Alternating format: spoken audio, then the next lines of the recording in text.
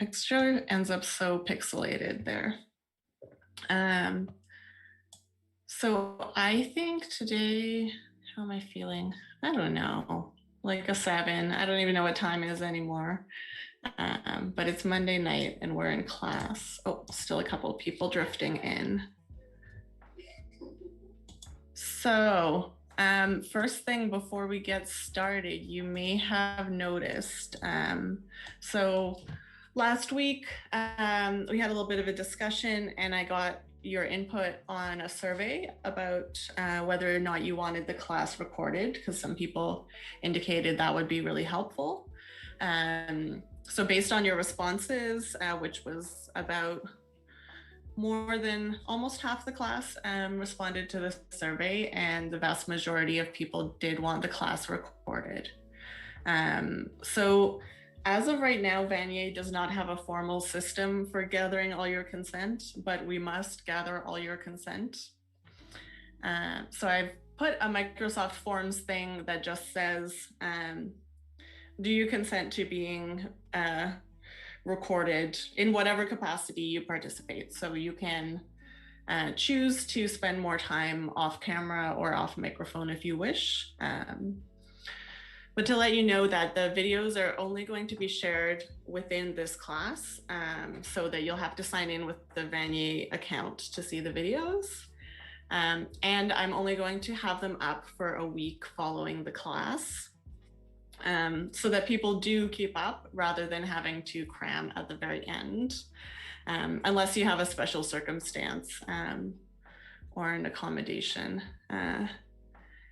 So hopefully that makes sense. From here on out, unless there's any big problems, I am going to record the class. And I would like as many of you as possible, ideally 100% of you, to go and check out that Microsoft form. Is there any questions about? Yeah, just one question. Yeah. It's not about the class specifically, it's just about one of the readings. It's just about hysteria. I just want to know, was hysteria like, I forgot the word I wanted to use. Just give me like 10 seconds to remember. Yeah, no problem.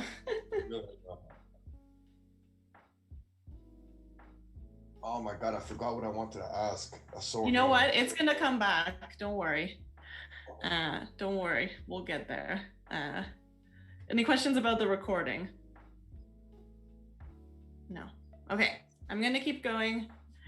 Yeah, in just a second. So we're gonna watch a video and then we're going to do a little review activity.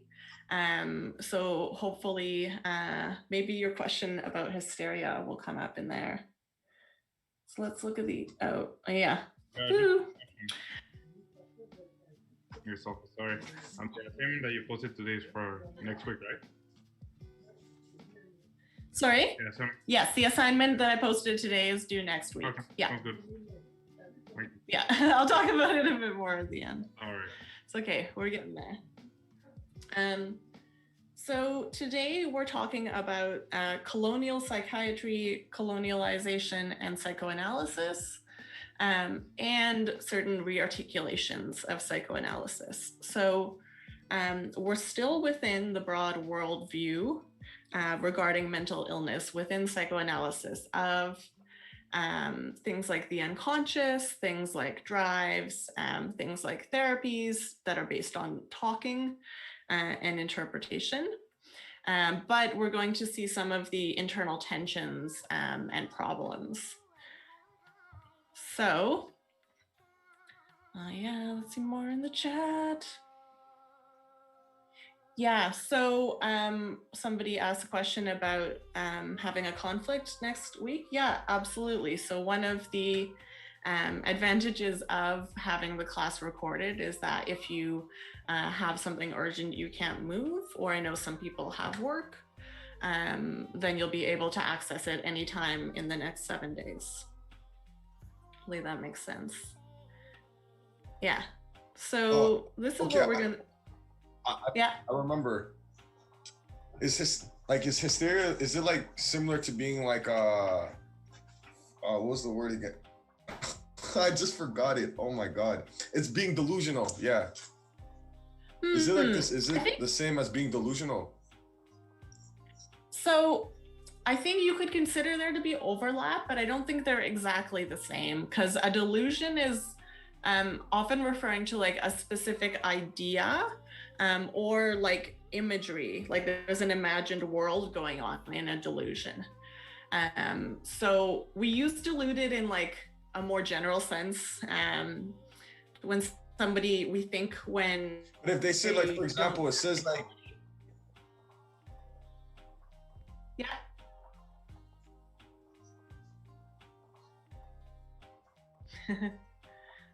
I mean, in a way, yeah. Miss, I have a question. Yes.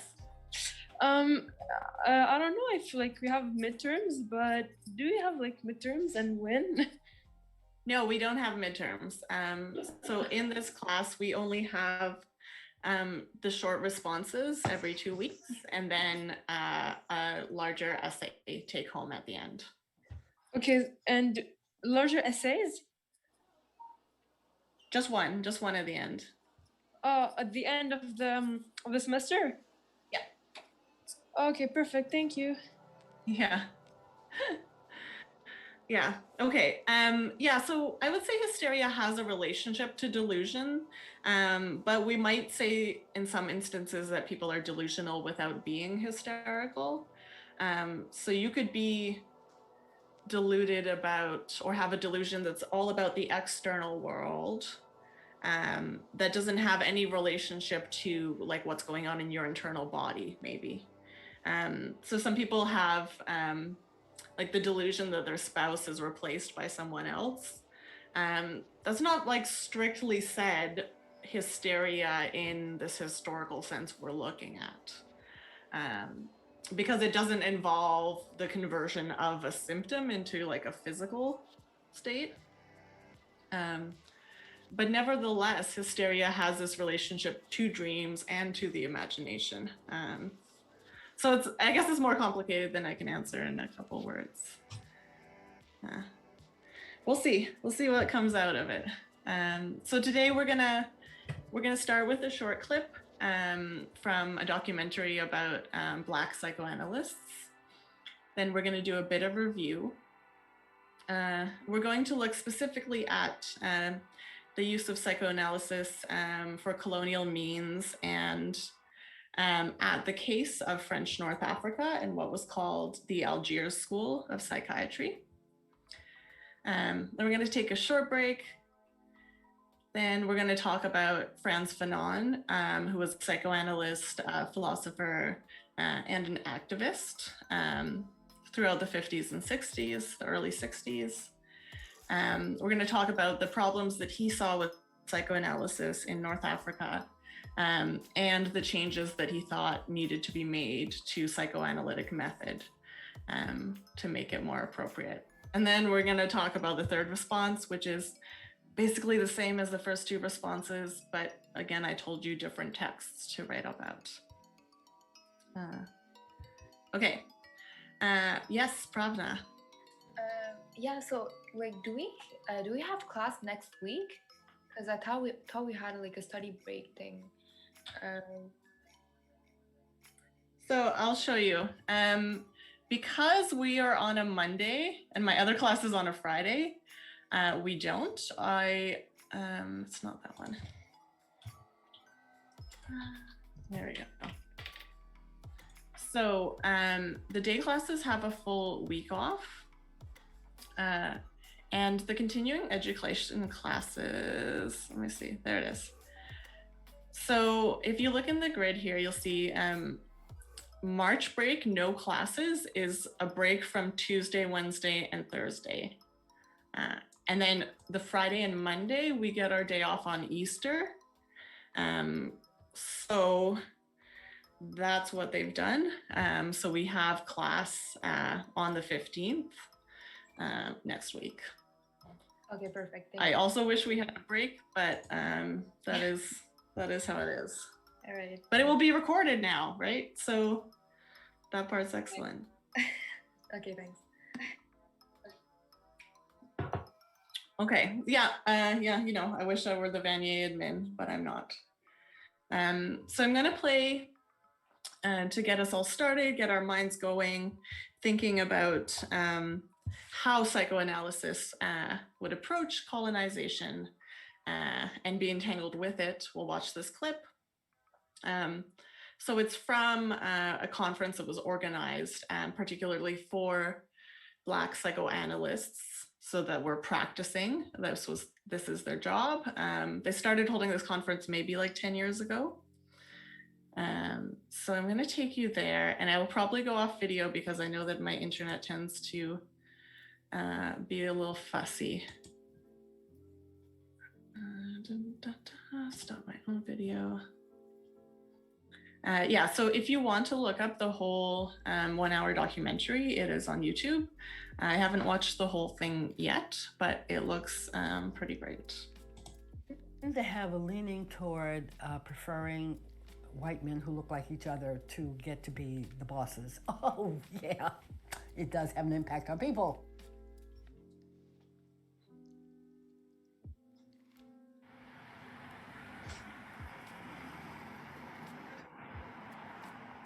You can never be an expert in psychoanalysis if you talk about blackness.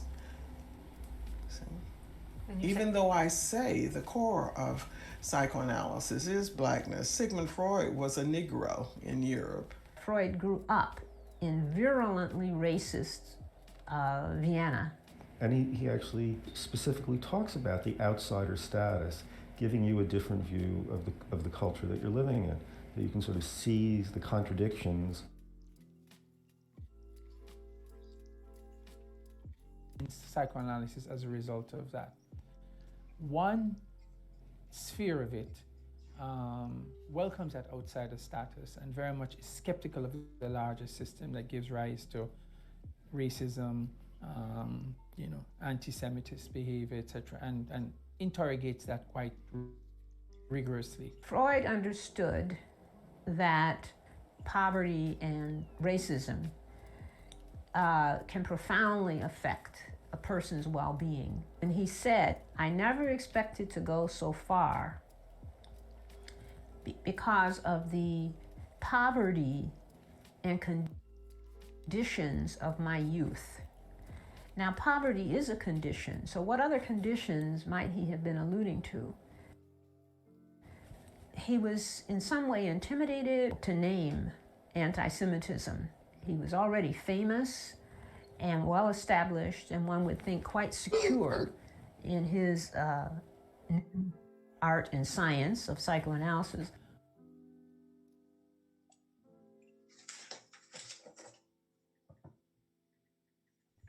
Okay, in this case,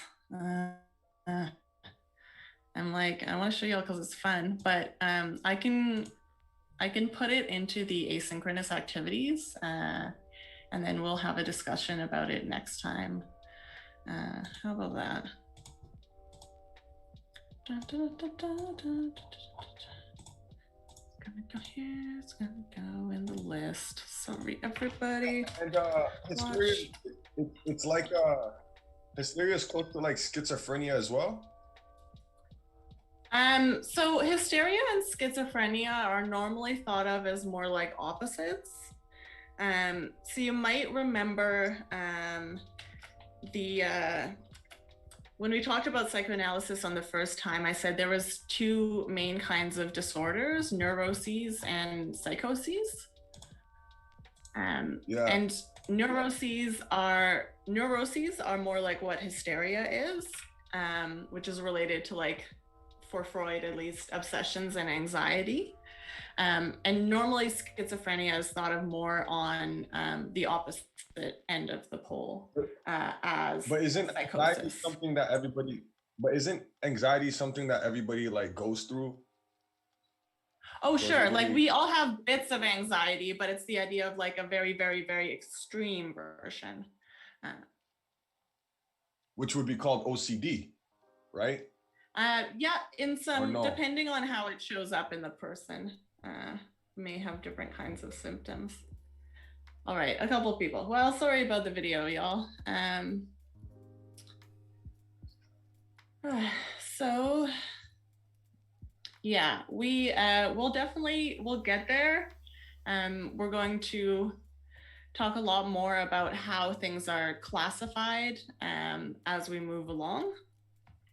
For today, we're gonna stick in psychoanalysis and oh, no problem if your internet boots you. For now, we're gonna stay in psychoanalysis and its problems.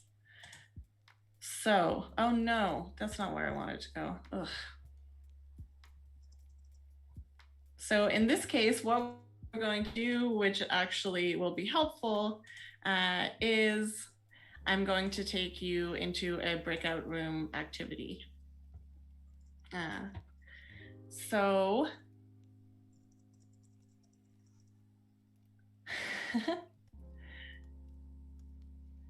it's a bit more complicated. It's hard to have a full conversation about it in the chat at the same time. But certainly, many people who have OCD may have anxiety, but not all people with anxiety will have OCD. So we're going to keep on track today for the worldviews. So I'm going to put you all in breakout rooms for a mini activity with some Google Slides. Let me open that again. Great. And what you're going to be doing is to be providing like a miniature definition of the concept or idea or example that you've been given, and writing that up with your group. So most of these, I mean, all of these are things that we have discussed. Some of you have id, ego, some of you have hysteria. Let me paste this in the chat for everyone.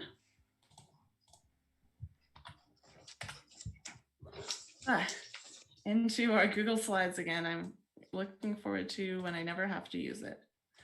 So this will be graded towards your participation.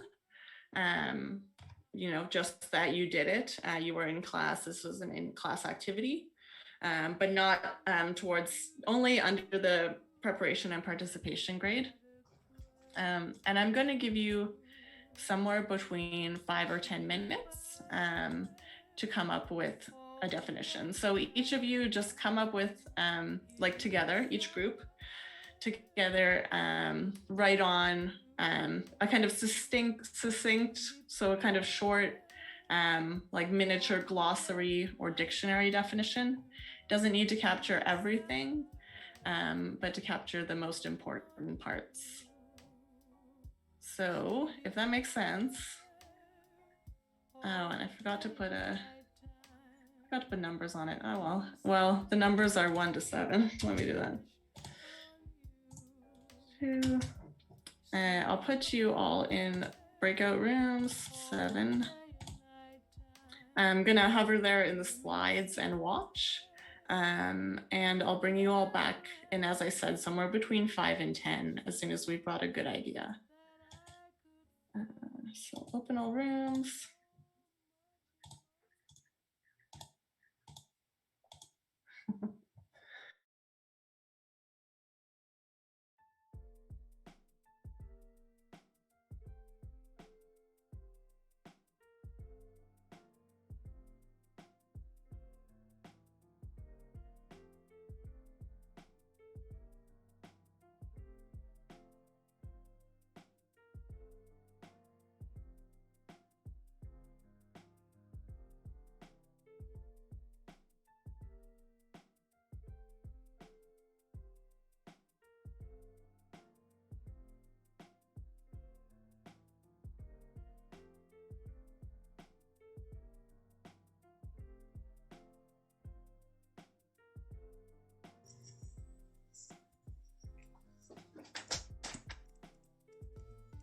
Hi.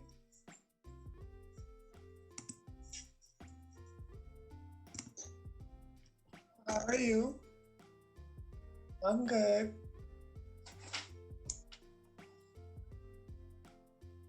So what are we guys talking about?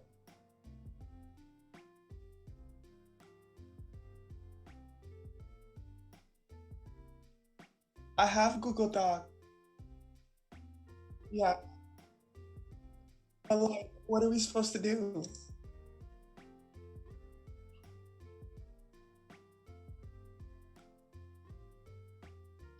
But how do I access Google Doc with you guys? No, but how?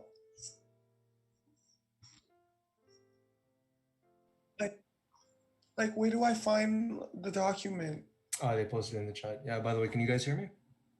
Yeah, I can hear you loud and Okay, clear. how you guys doing? If you look in the chat, she posted a link. Okay.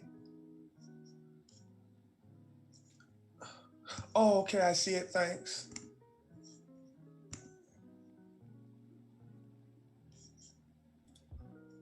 Yo, we're group 1 though, right? Yeah. All right.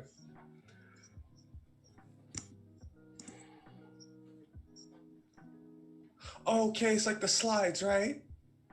Oh, yeah. Okay, but like, what do we do?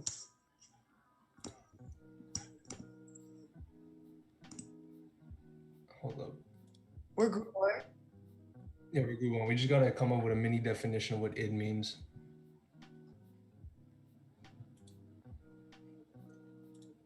Yeah, I'm gonna just throw it out there. Do y'all, and like, does anyone know what the id means? It's not Lisa. It's they. It's they.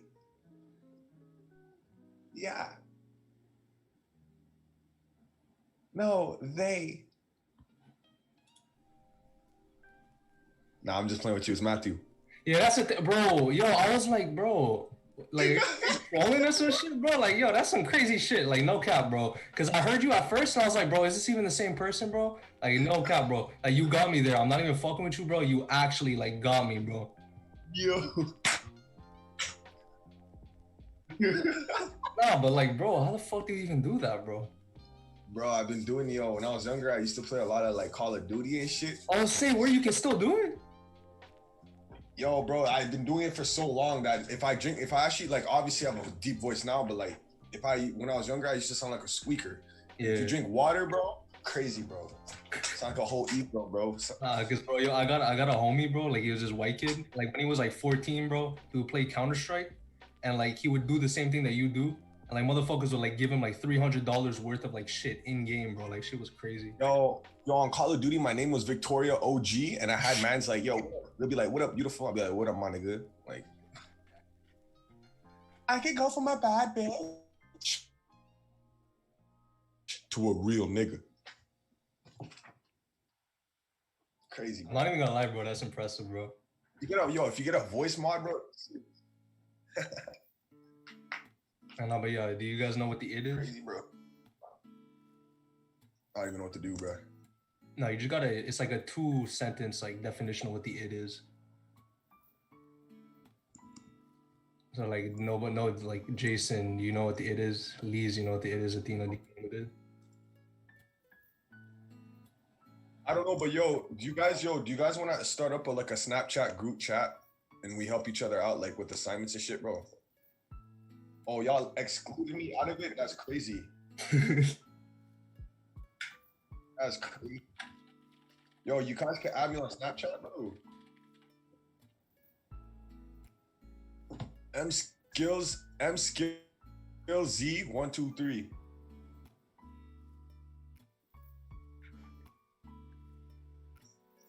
Write it down right in where? Okay. I put it there, no cap.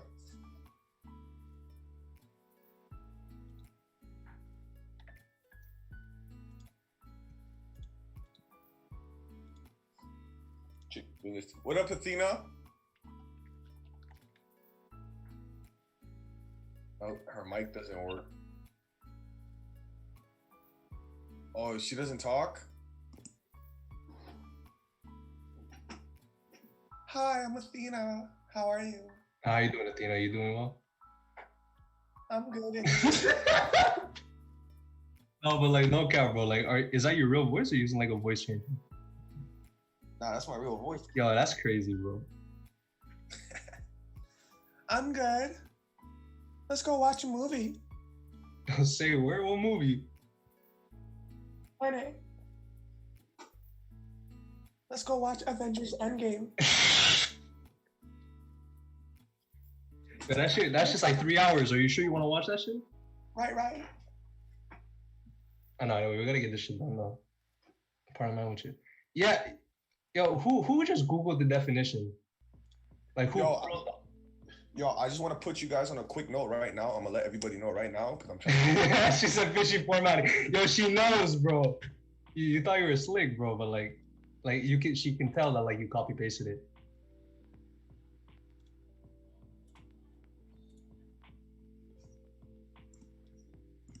No, we gotta say in our own words. Hold on.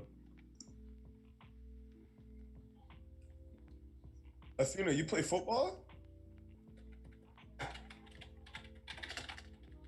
You play soccer or football? Are you talking about like American football? Yo, what do you call that? Like the id, superego, and the ego. What is that supposed to be? Athena, are you? This is a guy or a girl? Wait, Vanny has a football team? Oh yeah, they do. I'm so faded. Oh, you mean flag football?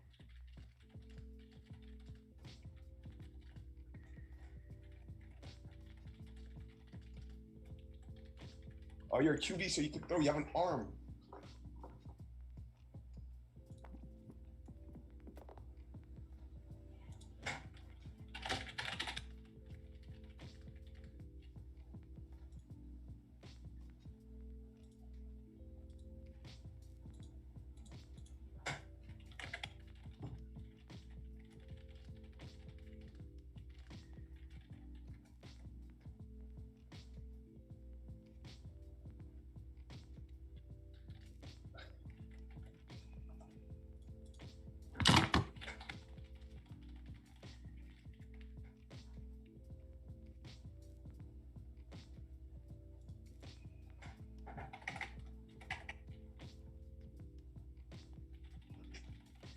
You're the QB? Who? I'm trying to think.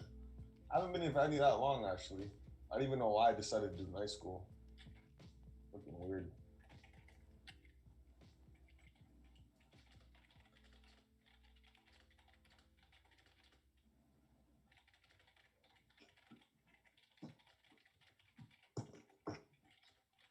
How long have you been at Vanier for?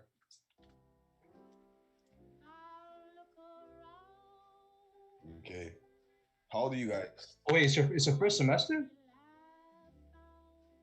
Damn, bro, how's that been? Like doing everything online? Yo, listen, I'm about to put you guys on a money move, and I hope you guys listen to me because I really want to see you guys become millionaires, but invest in VeChain crypto, no cap. Say a word. Out there, bro. One time. Bro. VeChain. Just go look that up. It's underrated, undervalued, bro. Crazy. VeChain is serious, bro. China's on that. I think that they're going to use VeChain blockchain to go make their digital asset, bro. I'm telling you, it's so serious. Go watch the YouTuber Satoshi Boomin. Go watch all of his videos. Yo, isn't Satoshi the dude who fucking... See what I mean? It was at 4 cents. Okay. It's big. Huh? Isn't Satoshi the name of the guy who made Bitcoin? And no, his name is Sunny Lu. No, the YouTuber Satoshi Boomin, but the creator Satoshi something.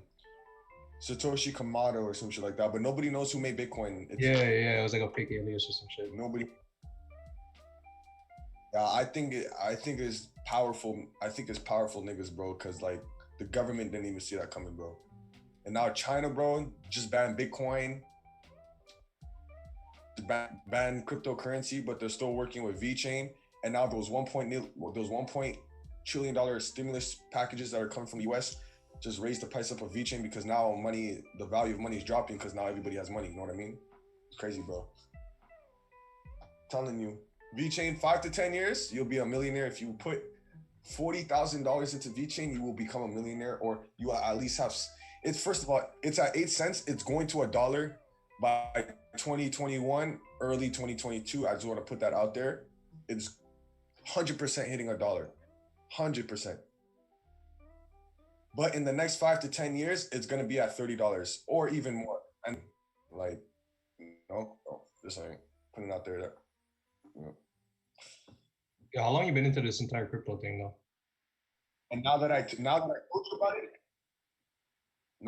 you about it, if you don't end up investing in it, it's gonna happen. You know what I mean? It's always when you don't listen, it always turns out to be. You know what I mean? So I just put some pressure on you guys to go and put in. How long have you been investing in crypto though?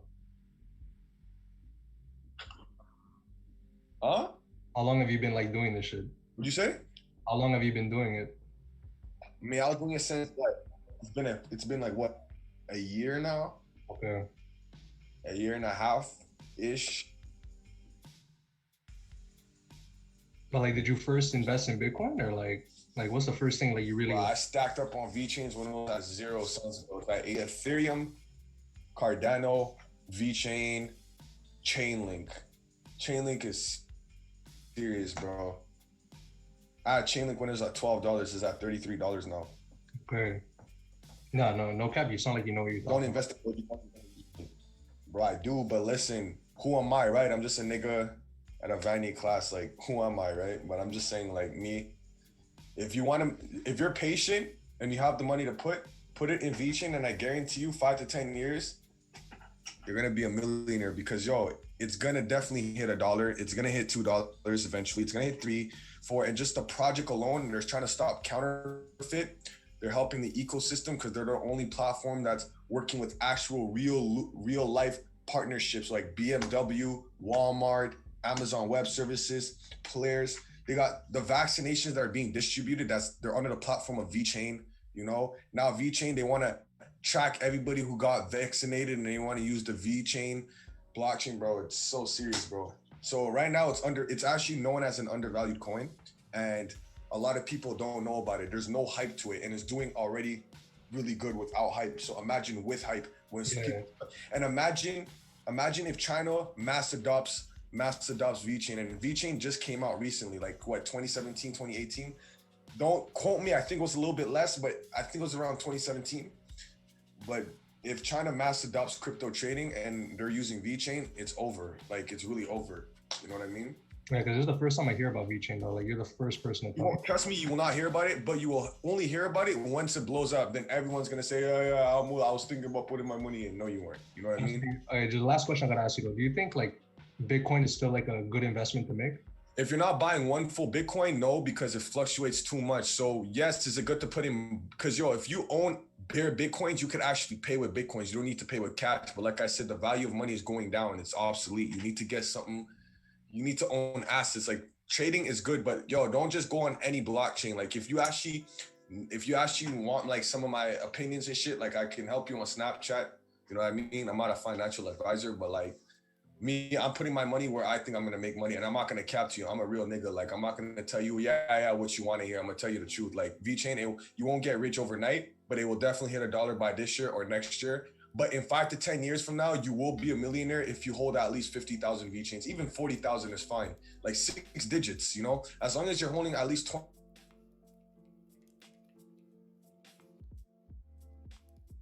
Here, trickling and good. Did y'all find that helpful? Did you find that you were able to come up with some things in groups that cleared up anything for any one person? It was good. It was good. Yeah, I feel like sometimes, just being a bunch of confused people together helps. Yeah. So we'll go over them just kind of quickly. See what people got down. So yeah, in a snapshot, this group got the definition of the id, right? So it's the instinctive kind of one that thinks about drives, hunger, sex, that doesn't listen to reason but wants things here and now, instant gratification. Yeah, so that's the id, right? It's my little orange cat. That's the id.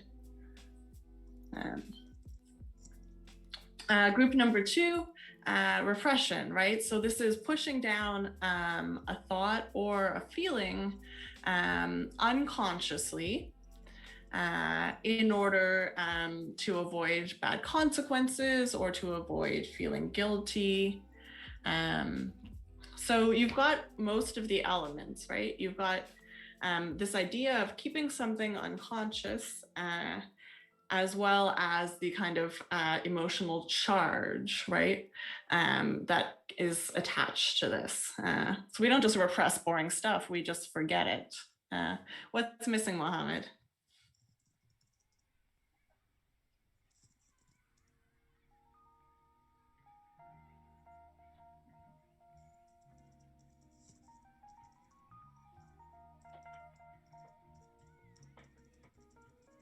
Okay, is somebody there and I can't hear anything? No. What? Miss? Yes. So where you see where there's social repression and there's a random E? Yeah, Yeah. there's supposed to be more to that, but I guess for the register. That's too bad. Oh yeah, it is there. There we go. I just had to get back out and back in. I love the internet. Where the government limits freedom or shuts down certain things, right? Yeah. So that we can think there's a relationship between like suppression and repression on a broader scale and on the individual scale. That's good, right? There's a lot of theories that make these parallels between how a society of the world works and how our insides might work. Good job, group. Well, you all did a good job. This group likes their colors.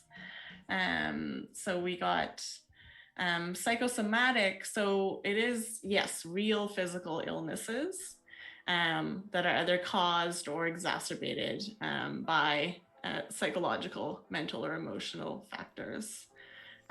Great job of using an example.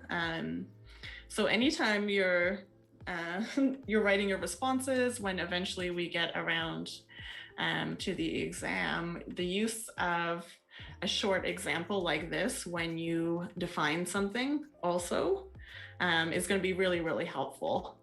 Just in the way that I'm like, I teach you something and then I give you an example, often it really brings it home more. So thank you, group 3. Group 4. So group 4 got a couple of things about hysteria. This is probably one of the harder ones, just because hysteria as a word has referred to different things over time. So I think we can, if I were going to give it like 3 definitions, I'd be like the first version of hysteria, which we could think of as like how ancient and medieval hysteria, how the word hysteria was used in ancient and medieval times was kind of this catch-all, right? The idea of the wandering uterus. And then the second stage of hysteria, which is the one, or the second big definition of hysteria, which is the one that we're studying right now, is the psychoanalytic one, where hysteria is very specifically about the production of psychosomatic symptoms. So hysteria, like its descendant today, is called conversion disorder because of this idea that a feeling or a thought is converted into something physical. And then if I were going to add a third definition of hysteria, it would be kind of the modern slang usage, right? Where someone is hysterical just when they're over emotional and they're like not showing control of themselves. So there's actually aspects of all of these on the slide. But keep in mind, yeah, like if we have all these questions about hysteria, and you're right to have these questions because you'll get very different answers if you ask somebody in 1910 than if you ask somebody in 1610, right?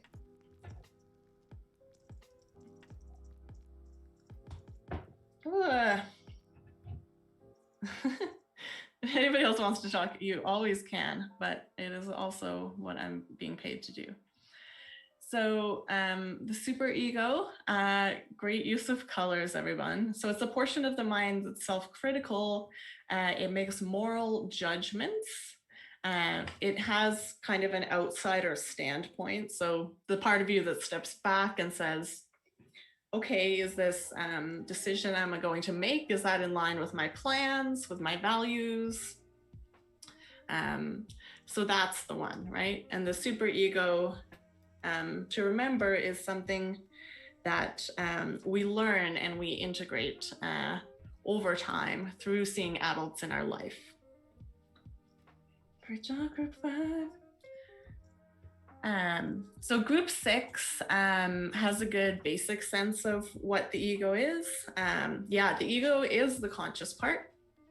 And we do, here again, right, we have slang, and slang tells us something. So if we say someone has a big ego, this means they are wrapped up in their own thinking and in their own decisions. So it's important to remember also that the ego is that go-between between the id and the superego, right? It's the one listening to both of these who's going to make a decision in the end. Last one, Dora. Dora is also hard, right? So the important thing to know about Dora, not new share, admit. I like that we tried to see what her diagnosis might be in today's terminology. But I think for the purposes of learning the worldview, it's also stronger if we can use the language of psychoanalysis. So in psychoanalysis, she is hysteric, right? She is one of Freud's most famous examples of a hysteric. And so, yeah, it's all right, Dua.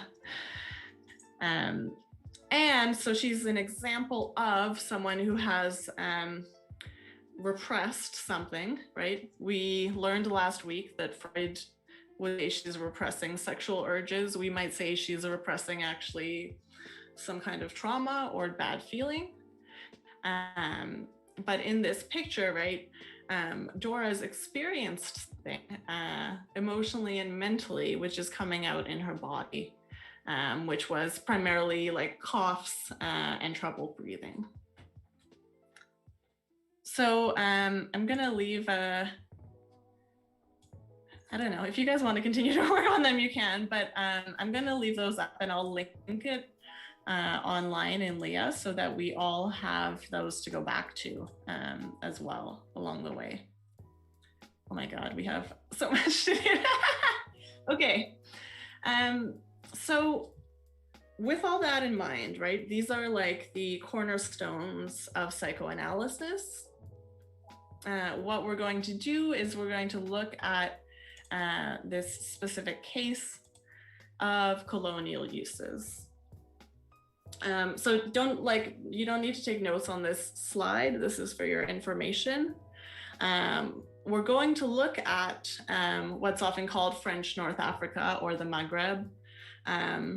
Probably some of you have family from there or yourselves from there. And this is the countries in the north of Africa who were colonized by the French and held for quite a number of decades. Between roughly, you can see the middle of the 1800s until the 1950s.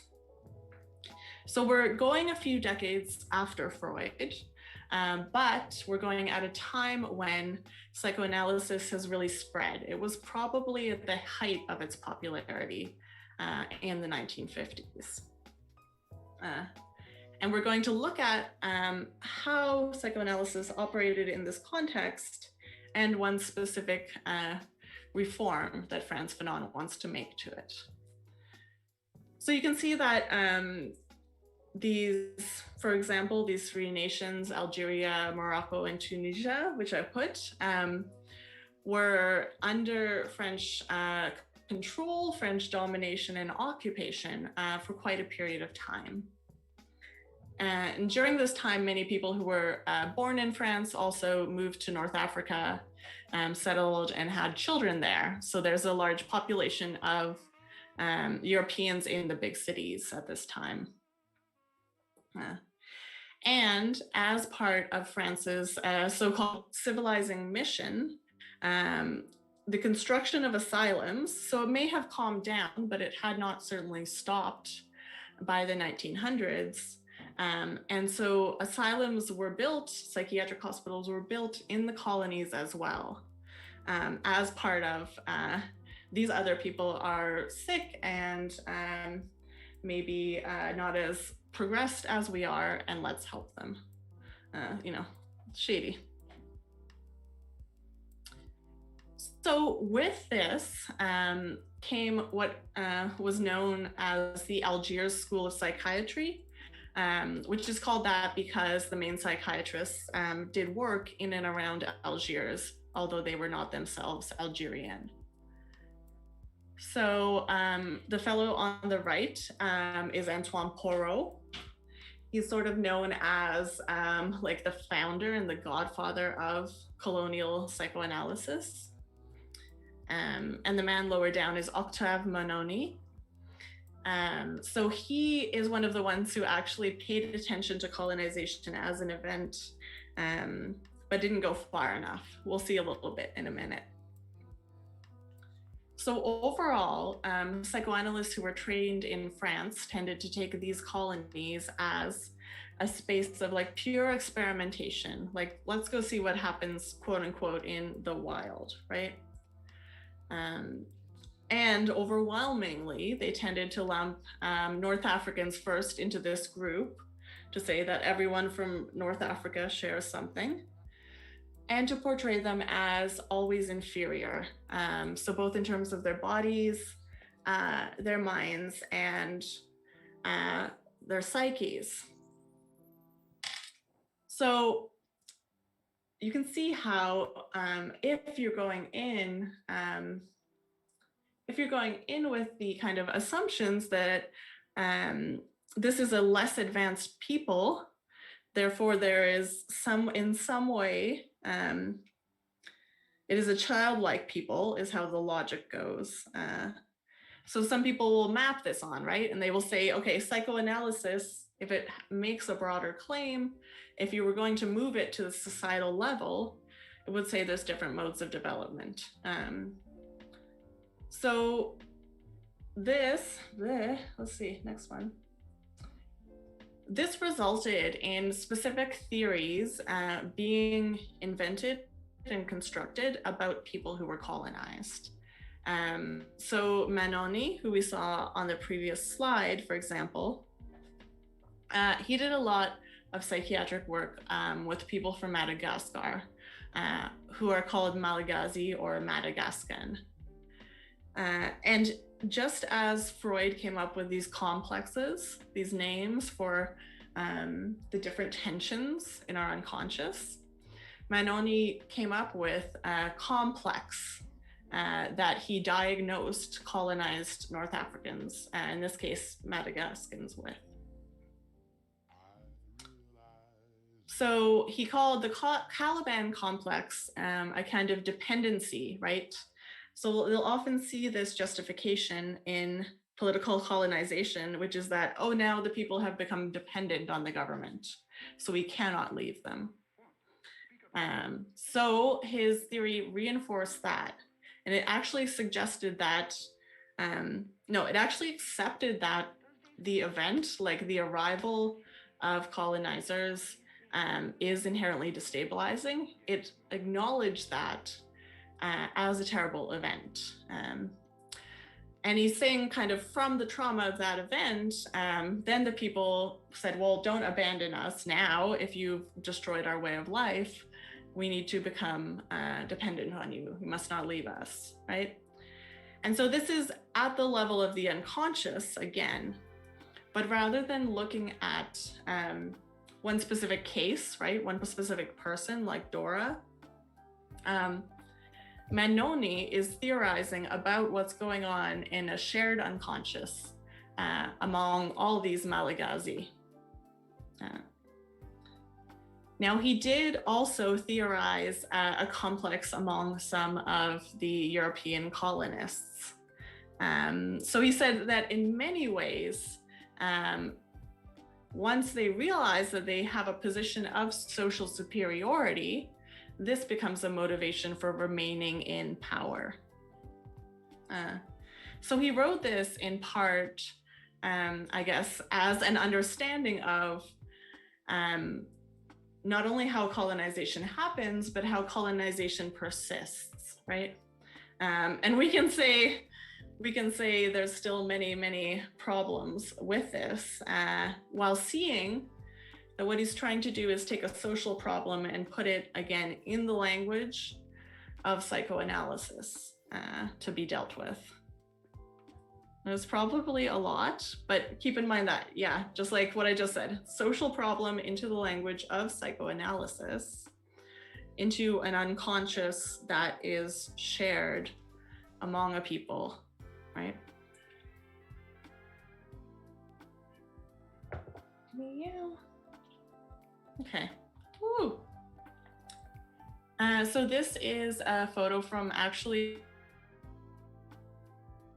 one of the main hospitals in Tunisia, where we're going to talk about Frantz Fanon after the break, and that's one of the places where Fanon worked, one of the mixed European and local Tunisian wards. Okay, so just as we did last week, I'm going to give us all a 5-minute break because we all need it. So please step away from the screen, look at something far away, stretch your eyeballs, get some water. And I'm gonna see you in 5 minutes.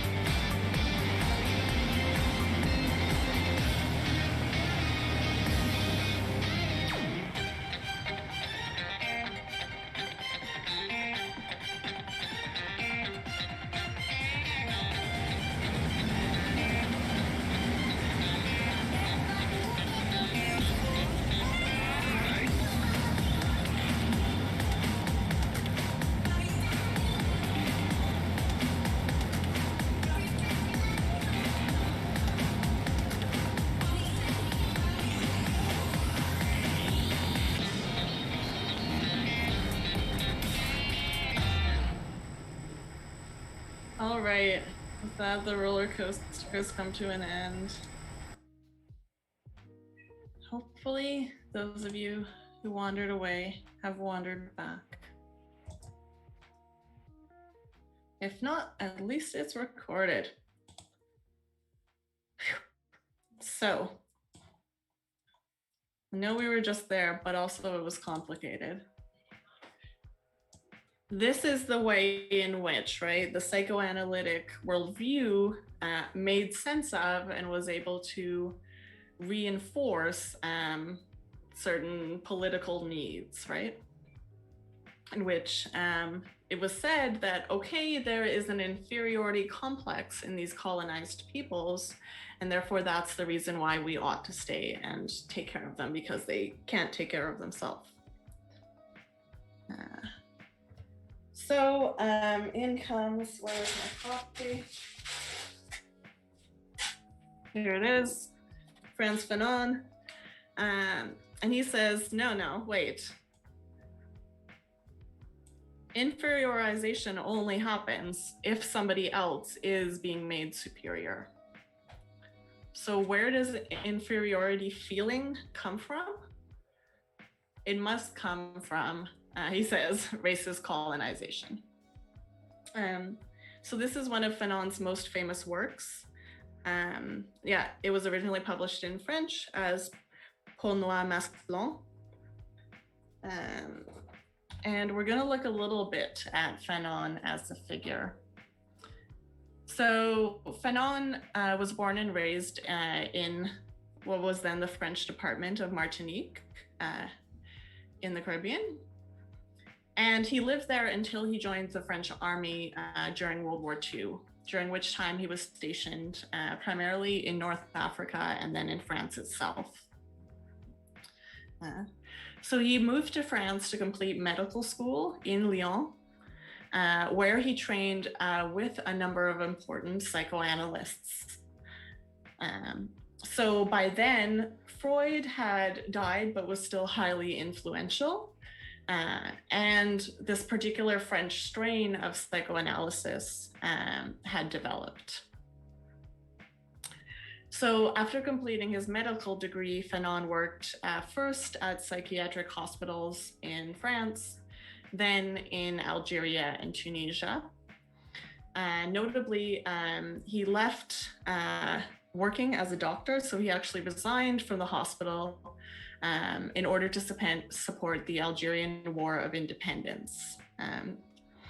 And he died midway through writing his last book, which has been taken as a kind of model for revolution, which is The Wretched of the Earth. So if you haven't heard about him in one context or another, in psychiatric context, or in revolutionary political context, you very well may. So one of your things this week for the asynchronous activities is reading a short piece by Fanon on the attribution of a diagnosis when he was working in France. So Fanon had a few critiques of mainstream psychoanalysis, even though he was himself trained in it, right? First and foremost, he thought that there wasn't a sophisticated understanding of context and situation. So that psychoanalysis often was assuming a kind of blank slate rather than assuming certain kinds of political pressures, as well as assuming that, for example, a talking cure might be the best over other kinds of cures. So he really found that by this point, psychoanalysis was being used as kind of a one-size-fits-all. He also thought, in a way, it was too individualized. We not only have our shared, or have our individual unconscious, but that there are modes in which we have a shared, what they call cultural unconscious, which has to do with the kinds of representations and symbols that we see in media, in literature, and in meaning in our life. So what Fanon found, right, he found that psychoanalysis was very helpful for him in understanding some parts of our inner tensions, but also that complexes like Manoni's were being used and invented to reinforce colonial control.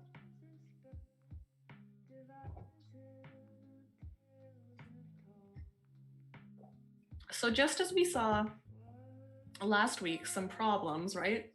Some concerns with how psychoanalysis ignored much of the context of Dora's encounters with her neighbor, right?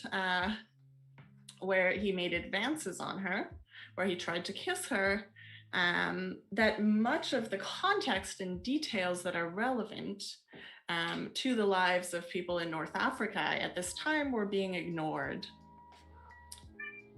Oh, hello, Kat.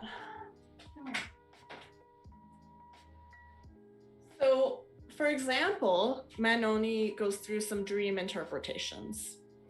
And the interpretations that he gives of the dreams, for example, he takes a black bull as a symbol of a penis, right? He says, well, if this child is dreaming about a black bull breaking down their house, it must have something to do with the father of masculinity. Fanon says, well, wait, there was actually Senegalese army there at the moment, literally breaking down their doors under French control. So why is it that this quite more far-fetched idea, this unconscious that has to be more deep, is immediately appealed to? So isn't it the case that if you're living in a state of war, there's also things entering into your unconscious from that state, right? Not just from how mommy and daddy are treating you. You guys are so quiet, that's okay. So,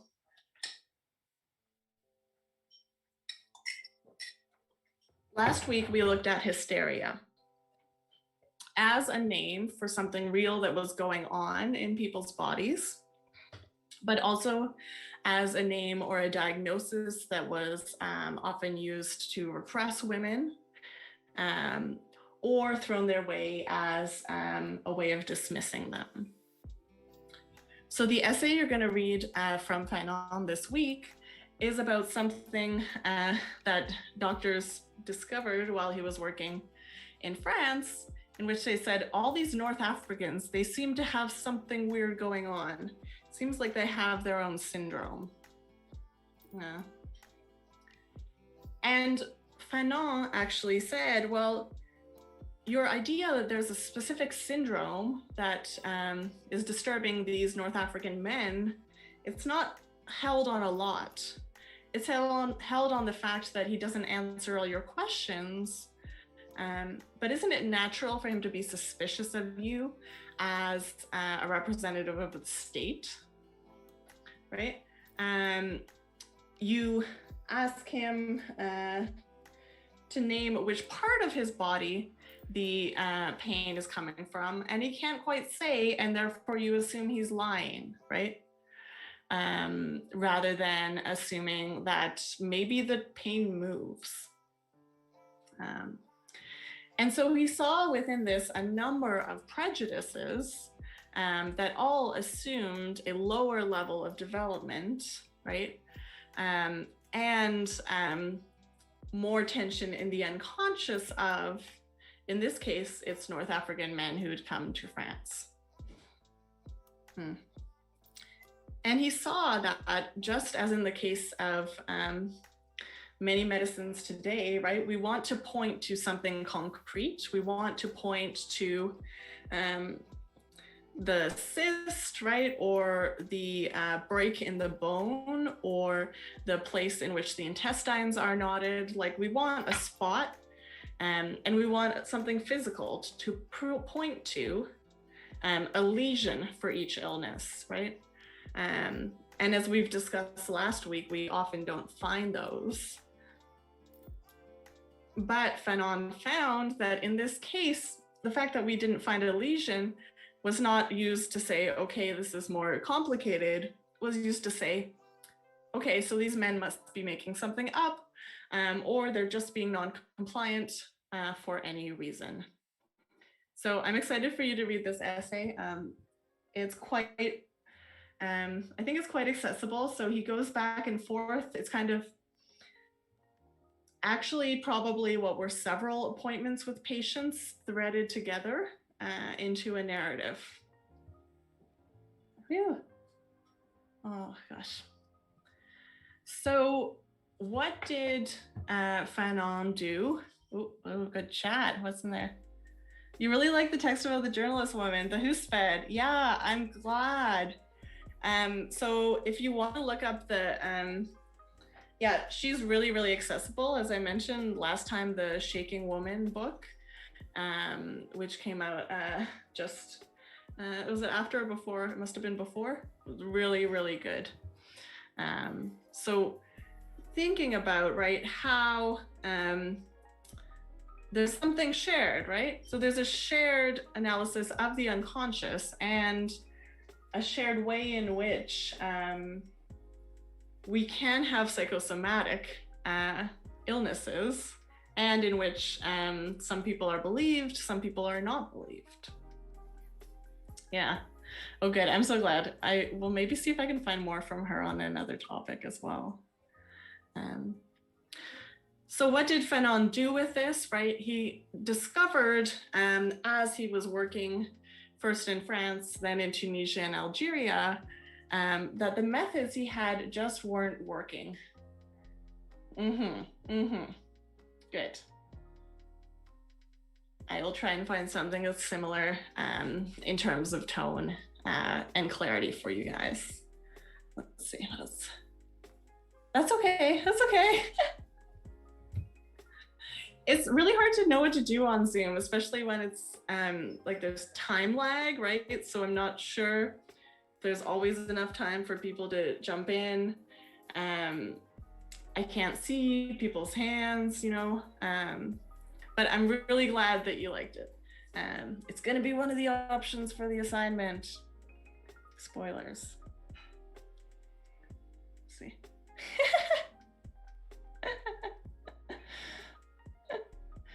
So Fanon looked at all this, right? And he said, okay, I like parts of psychoanalysis. There's parts in which they're just doing this really wrong, right?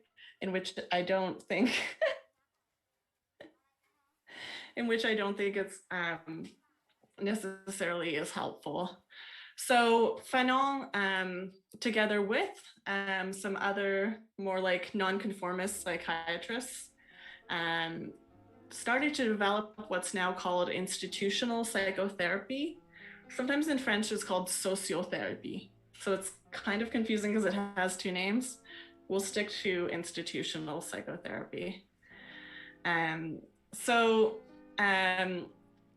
Under this framework, under this picture, it would still be based in analysis, but the patients would take part in how the institution run. So in some ways, this is more close to communal living than it is a strict doctor-patient relationship. So he had put together teams at the hospitals he worked at. For example, they developed like a weekly newsletter that was called Our Hospital that would have residents writing in it. He established what he calls a Moorish cafe for social space in one of the psych hospitals.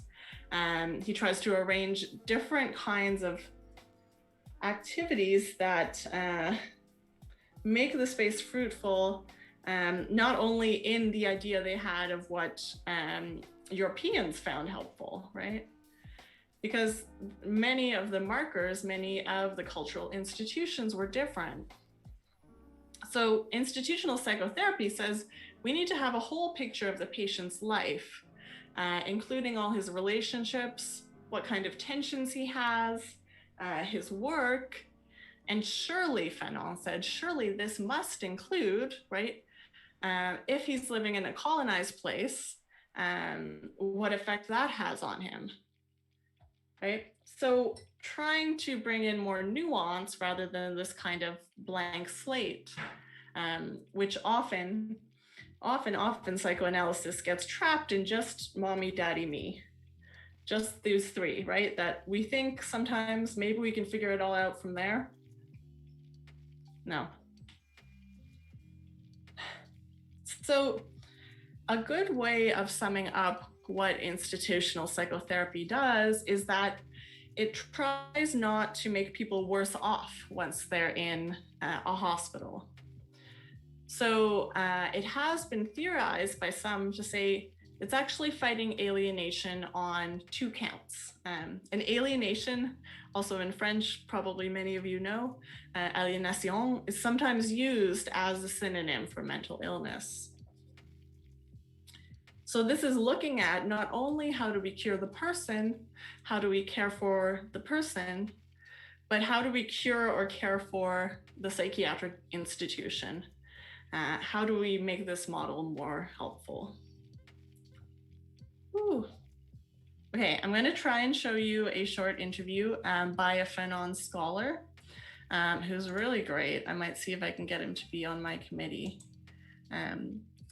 But that being said, if it's the same as it was earlier tonight, just start telling me in the chat and I will turn it off and bring us back for something else.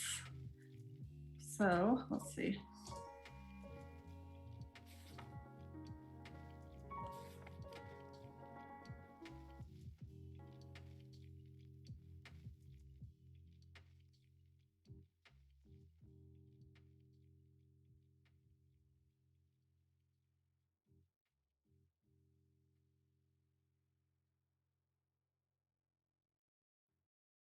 He really put a lot of effort into trying to understand the way people experience their own illness, and wrote a number of texts on that, which are pioneering in a way from within what's now known as ethnopsychiatry, a psychiatry that would take into account the cultural determinations of mental illness. So he put a lot of effort in that. Fanon is someone who slept very little. So from all the testimonies that we have, so he never stopped. In fact, he was able to go and spend the whole night attending a trance ceremony in the mountains, and then be back at his to do his morning visit in the hospital and so on. So he was really functioning in all directions, reading a lot at the same time. He subscribed to all the current psychiatric journals, annotated them, etc. Read all that. He took part during all this time.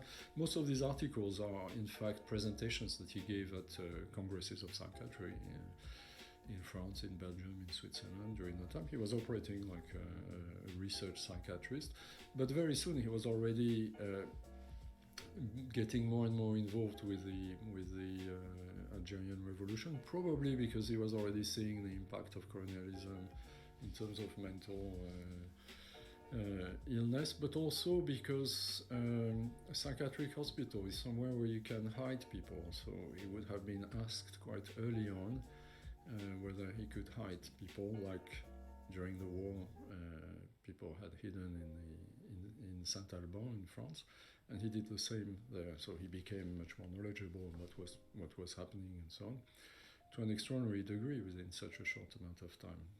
When you think of all he was doing at the same time, you can see it by all his interventions in different anti-colonial congresses at the time, what he says, and then what he writes in the Wretched of the Earth, that if you are given your independence, therefore if there's no revolution, then you will not be independent.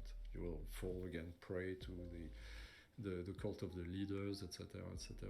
And he sees in revolutions where people, in independentist processes where people have been in charge of fighting for their own independence, he sees in that a precondition for the creation of a subjectivity, if you want, a revolutionary subjectivity, in the sense of Sartre. He was a great reader of Sartre until the very end. So But that implies everybody. It's the whole population that is going to be involved in that. It's not just the local fighters. In fact, we have a number of testimonies where he says what is really important is those who are fighting inside. It's not the army, the Algerian army, which is at the borders, even though they play a role and there's circulation between them. But what counts is the transformation that's occurring within the country. How he envisages the revolution or the process of decolonization as something quite holistic, actually. Yes, so what I think is very interesting when you read all the psychiatric texts and all the ethno-psychiatric texts and all the work that he did during the period that precedes his writing of the great anti-colonial text, you see that he describes the asylum and the traditional ways of treating the mad in the same way that he will describe the colonial environment, using the same vocabulary. So what he says is that internment, enclosure, separatedness, all the limitations that are imposed on the body. When he arrived in Blida, he had all the instruments of contention, as they were called at the time, all the belts, the straitjackets, etc., all that removed. When he was in Tunis, he had all the doors removed, the metal doors, etc. So this, for him, produces an alienation. Be formless, shapeless, like water. Now you put All right, so I guess hopefully that played for y'all. So that's Jean Khalfa, who is a historian of, a philosopher of madness, I would say.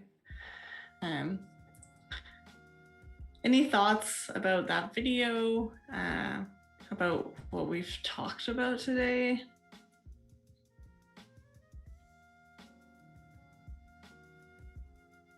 We'll see. So, for the asynchronous activities, I've added in the video from the beginning of today on Black Psychoanalysts Speak. No thoughts head empty. Yeah, I know, right? And it's only Monday. So watch that clip. It's about 6 minutes. It's interviews with different Black psychoanalysts, as you saw. There's a very short page on colonial psychiatry as an overview. And then the main thing for you to read this week is The North African Syndrome by Fanon. So hopefully you like it. And also a reminder that this week is International Women's Week at Vanier. So there are a ton of free events. I know I showed you last time, but I'm just gonna, this one. Open the program for you again. So we're the end of Monday. There's already been a bunch of events, but tomorrow, so there's a really great Indigenous art presentation in the afternoon. And there's actually this is one that I'm interested in just because it's by Vanier students. So it's Vanier students and alumni speaking about their experience with regards to race and gender at Vanier. So there's a whole bunch more events. Go take a look at it if you want to watch something. Many of them are going to be recorded, so I can let you know after the fact. Okay, and finally, last but not least, yes, you get to write response number 3. And this time I'm only going to give you 2 options to choose from. So one option is the Fanon text that you'll be reading this week. And the other option is the short text from Siri Hustvedt that Maya liked from last week. Oh yeah, and everybody, so the first week I accepted everything till midnight. And the second week I got quite a few messages from people saying that midnight would be a better deadline. So I'm just going to make it midnight after class. That way, if you need to scramble after class and finish, you can. And from now on, I will make the deadline for these weekly responses will be that. So you can take a look at the instructions. They are really just exactly the same, except for I changed the time of the due date. And I picked those 2 readings for this time.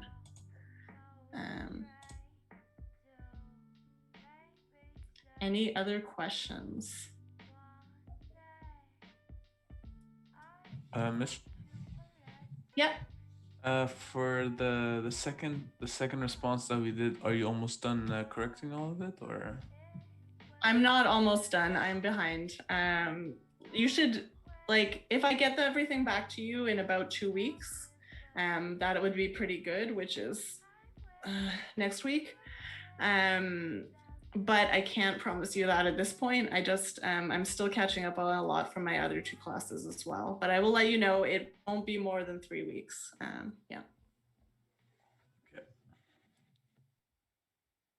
Okay. And one last question. Is like the instructions and the for response 3 there? Oh my God. Yes. Yeah, I realized that there was a problem the first week, so I also went easier on marking for that. Okay, thank you. Okay. Any other questions? I'm gonna go into Leia and put the Black Psychoanalyst video too. Okay, well, I'm gonna stop the recording, and then if anybody also has questions that or just wants to hang out, Miss? and I will, yeah. Okay, about the grading of the first assignment, where it shows what is the how you get an A or how you get a B. Is that applied for all assignments? So that is for this type. For this type, I'll be using the same rubric because we only have the same type of assignments until we get to the final. Yes.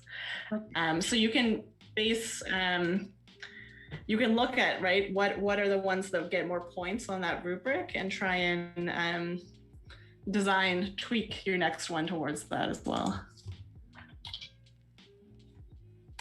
Hopefully that makes sense.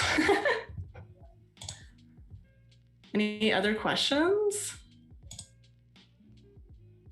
No, that's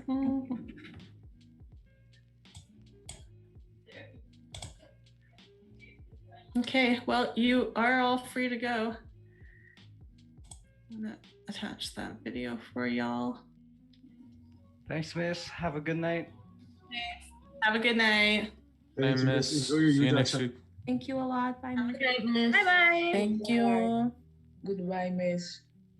Thanks, everyone. Enjoy your Yuja Cha, Miss. Thanks, I will. Thanks, Miss. Have a good night.